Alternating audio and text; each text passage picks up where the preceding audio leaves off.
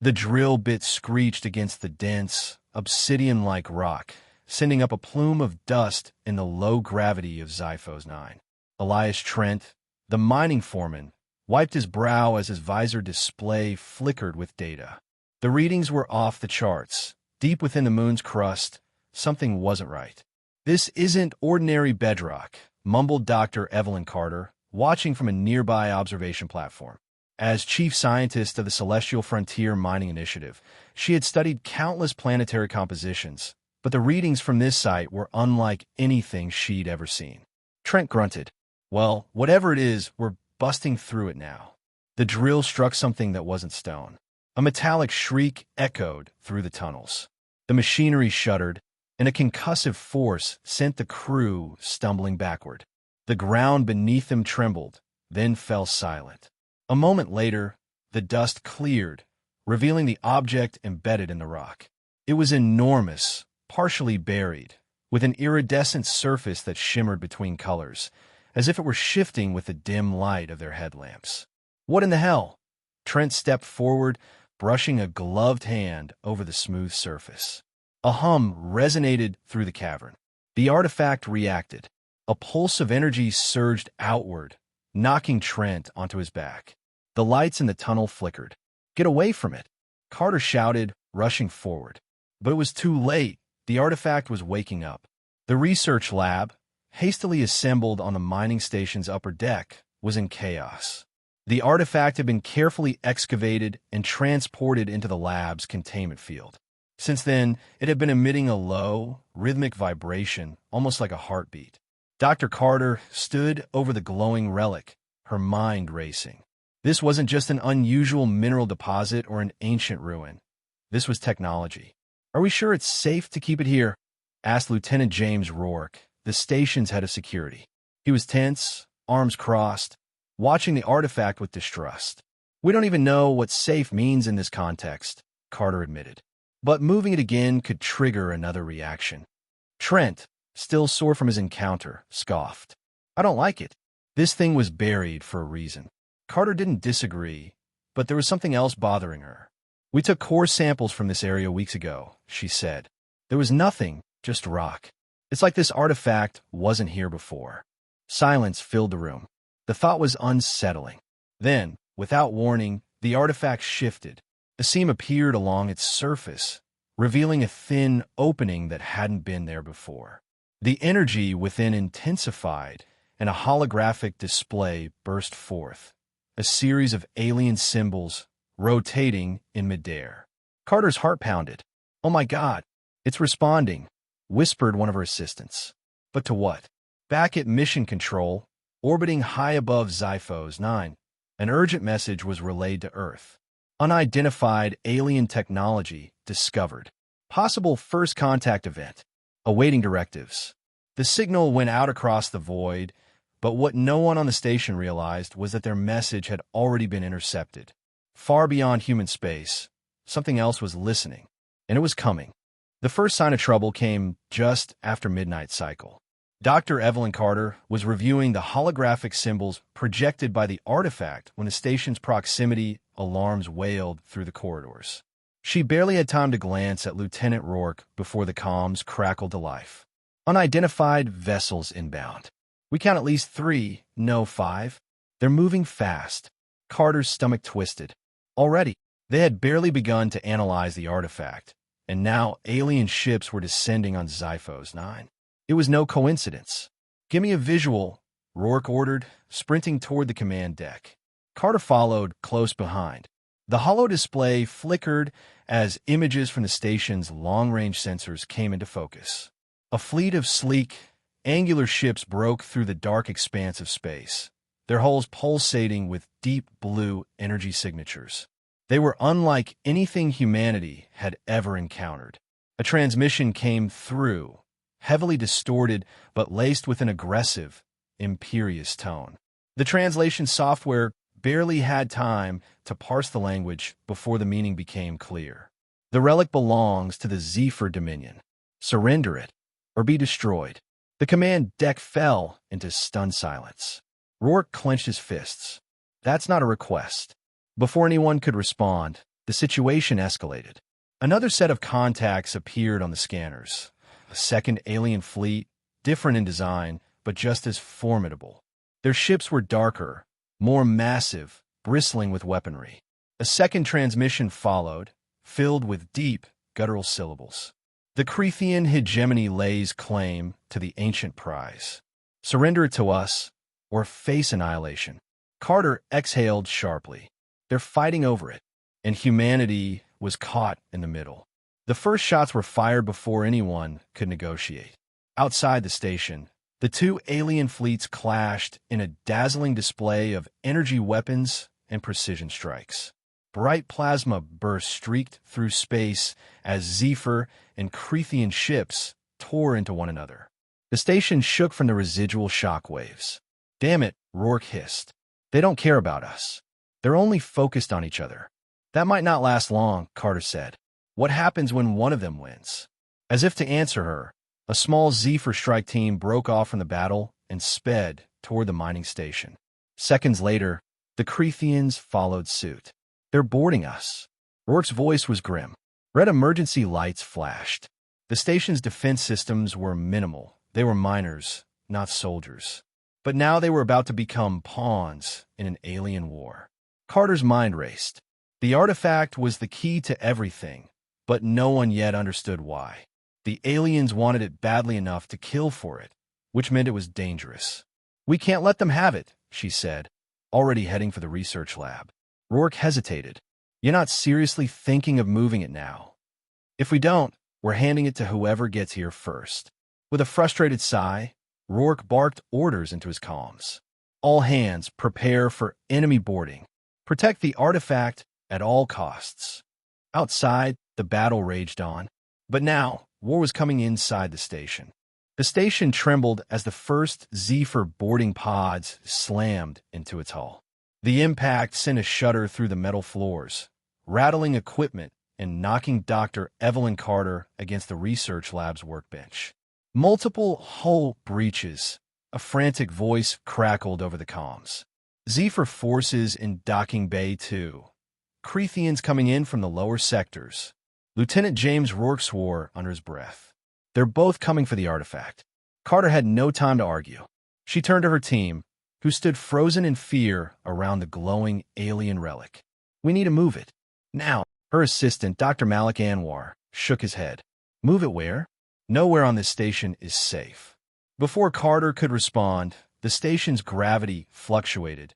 Zephyr shock troopers had breached the power core, disrupting the artificial gravity field. For a few seconds, she felt herself lift off the floor, her stomach twisting from the sudden weightlessness. Then the system stabilized, slamming them all back down. "Shit," Anwar groaned, clutching the edge of console. Rourke gritted his teeth. "We don't have time. Get the artifact into containment and prep it for transport." Carter and her team hurried to the containment cradle, a levitating anti-grav platform designed for transporting hazardous materials. As soon as the artifact was locked in, its holographic symbols flickered violently, shifting in complex patterns. It was reacting. A deep hum resonated from within the artifact, and then, without warning, a pulse of alien energy burst outward, sweeping through the station like a shockwave. Every screen, every console flashed with unknown symbols. The lights flickered. The very air felt charged, as if reality itself had momentarily glitched. Then, just as quickly, everything returned to normal. Carter stared at the artifact, her mind racing. It had done something. Did anyone else feel that? Anwar asked, breathless. Carter checked the station sensors. A new data stream had appeared. A message, encoded in an alien script, was now displayed across every monitor. She didn't have time to translate before a thunderous explosion rocked the station. The Zephyr were the first to reach the research wing. Their armored figures stormed through the corridors, moving with an unnatural grace, sleek, elongated forms with glowing blue visors. Their weapons emitted a low-frequency hum, charged with plasma energy. One of them spoke, its voice calm, yet absolute. "Surrender the relic. It was never yours to find." Carter stood firm, blocking their path. "What is it?" she demanded. Why does it react to us? The Zephyr hesitated, exchanging brief, silent glances. They knew the answer, but they weren't going to share it. Before they could reply, the walls exploded inward. The Creathians had arrived. Larger, more heavily armored than the Zephyr, the Creathians burst into the lab like living tanks. Their armor was thick, covered in glowing red etchings that pulsed with heat. Their leader, a towering brute with obsidian-black plating, pointed a jagged weapon at the Zephyr warriors. The relic belongs to the hegemony. In an instant, the room erupted into chaos. Zephyr and Creathian warriors clashed, blades against plasma, fire against steel. The station walls shook with the force of the battle. Carter barely had time to react before a Zephyr soldier grabbed her wrist, his visor flashing. "You must not let it fall into their hands," he said urgently. "They do not understand what they seek." Carter's breath caught. "Then tell me what it is."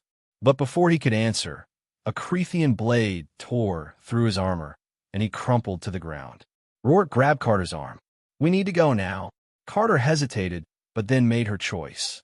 They had to get the artifact off the station before it was too late.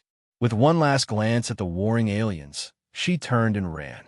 The corridors of Xiphos 9 burned. Fires raged where plasma shots had ruptured the station's oxygen lines, and the emergency sirens howled over the screams of wounded crew members. Dr. Evelyn Carter sprinted down a smoke-filled hallway, the levitating containment cradle carrying the alien artifact hovering beside her. Behind her, Lieutenant Rourke covered their retreat, firing his pulse rifle in short bursts at the Zephyr and Creathian forces still locked in battle. Each faction was desperate to claim the relic, but Carter knew one thing for certain. Neither of them truly understood its power. "Where the hell are we taking this thing?" Rourke shouted over the chaos. "The shuttle bay." Carter gasped. "If we can get it off this station." A sudden shockwave blasted through the corridors, sending them tumbling to the ground. Carter groaned as her head struck the cold metal floor. The artifact's cradle wobbled, but held steady, its holographic symbols flickering wildly. Then, the station went silent. Not just silent, dead quiet. The alarms cut off. The sounds of battle ceased. Even the fires seemed to dim. Carter and Rourke exchanged uneasy glances. "What the hell just happened?" Rourke muttered. A new sound echoed through the wreckage, a deep, reverberating hum that sent shivers down Carter's spine. The artifact glowed brighter, and its symbols shifted, rearranging into a new pattern. Then a voice, cold, ancient, and inhuman, whispered through the comms. "At last it is awake." The command deck of the station flickered back to life. Damaged holodisplays rebooted, their screens filled with alien text Carter had never seen before. A strange energy field pulsed through the station's mainframe, rewriting its core systems. Then, in the center of the bridge, a figure materialized, not in the flesh, but as a projected hologram of immense age and power. It was tall and skeletal, with elongated limbs and a face obscured by shifting geometric patterns of golden light. It had no eyes, but Carter felt its gaze pierce through her. "You are not meant to be here." Carter, still breathless, stepped forward. "Who are you?" The hologram tilted its head. "I am a Wraithian. I am what remains." Her mind raced. The Wraithians, a long-extinct civilization that, according to Galactic myth, had vanished thousands of years ago. "You built this artifact," Carter whispered. "What is it?" The Wraithian's form flickered, as if struggling to maintain coherence. "It is not a weapon. It is a failsafe." Rourke, still gripping his rifle, narrowed his eyes. "Failsafe for what?" The Wraithian hesitated. Then, with a wave of its hand, the holographic displays shifted, showing a vision of the past. An ancient war, far beyond human comprehension. Carter watched in stunned silence as massive starships the size of planets clashed against an overwhelming force of darkness, shapeless, writhing entities that devoured everything in their path. "The Elders of the Void," the Wraithians said, "a force beyond time. They cannot be destroyed, only contained. This artifact is the key to their prison." Carter's blood ran cold. The artifact wasn't a weapon, it was a seal. And now, with its activation, that seal was breaking. An urgent beeping cut through the silence. Multiple ships inbound. A surviving technician stammered. They're not Zephyr or Crethean. There's something else. On the holo display, a new fleet had arrived. Massive, organic-looking vessels oozed through space, their surfaces pulsating like living things. The sight made Carter's stomach turn. They did not belong in this universe. The Erathians' hologram dimmed. They are here. Rourke cursed under his breath. Let me guess. Those will be the Elders? Carter barely managed to whisper the words. We woke them up. The Erathian turned its glowing gaze toward her. You have one choice, human. Use the artifact to rebind them, or let the galaxy burn. Carter's heart pounded. The fate of everything was now in her hands. The command deck of Xiphos 9 trembled under the weight of forces beyond comprehension. On the holo display, the Elder ships moved with an unnatural fluidity, their surfaces shifting like living shadows, tendrils of void matter writhing as they closed in. Reality itself warped around them. Light twisted, space folded, and the station's gravitational field pulsed erratically. Dr. Evelyn Carter barely registered the chaos around her. Her eyes were locked on the Erathian artifact, now pulsating in sync with the approaching horrors. It was reacting to them, or they were reacting to it. This thing is our only chance, she murmured. Then we better figure out how to use it, Rourke snapped, gripping his rifle as if it would do anything against the nightmare unfolding before them. The Erathian hologram flickered again, its glowing visage distorted. The containment sequence must be reactivated. The artifact was never meant to awaken. If it fully synchronizes, the prison will collapse. The Elders will be free. A new voice crackled over the comms. Dr. Auric Voss, one of the senior researchers. But his voice was eerily calm. Too calm. No, Evelyn, you don't understand. This isn't a prison. It's a throne. Carter's breath caught in her throat. Voss had betrayed them. They found him in the research sector, standing before the artifact's control interface. His normally composed face was lit with feverish devotion, his eyes fixed on the shifting symbols. You think these creatures are monsters, Voss said, barely acknowledging their arrival. You think the Erathians were saviors? No, they were cowards. The Elders are not destroyers. They're the architects of the universe. And now, we have the chance to reclaim that power. You're insane, Rourke spat, leveling his rifle. Voss didn't even flinch. No, Lieutenant. I am enlightened. Then he placed his bare palm onto the artifact. The station convulsed. The artifact roared to life, sending out a pulse so powerful it shattered every screen, every console, every piece of machinery around them. And the Elders responded. Above Xiphos 9, the battle changed. The Zephyr and Crethean fleets, once locked in war, now turned their weapons toward a common enemy. But it wasn't enough. The Elder ships moved like predators in slow motion, phasing through reality itself. Entire Zephyr warships vanished into the void, their matter unraveled in an instant. Crethean dreadnoughts fired relentlessly, only for their energy to be devoured by the abyss. The comms were filled with panic screams as pilots and soldiers met an enemy they could not fight.